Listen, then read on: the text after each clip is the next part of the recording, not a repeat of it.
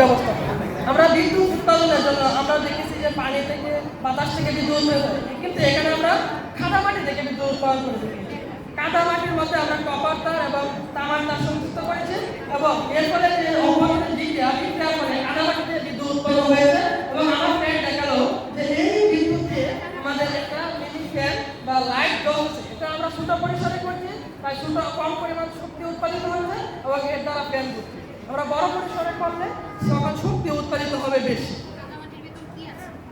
কাদামাটিতে আমরা শুধু কাদামাটির উপরে লবণ দিয়েছি আর একটা কপার তার দিয়েছি, কপারের একটা পাত দিয়েছি আর সীসার একটা পাত দিয়েছি।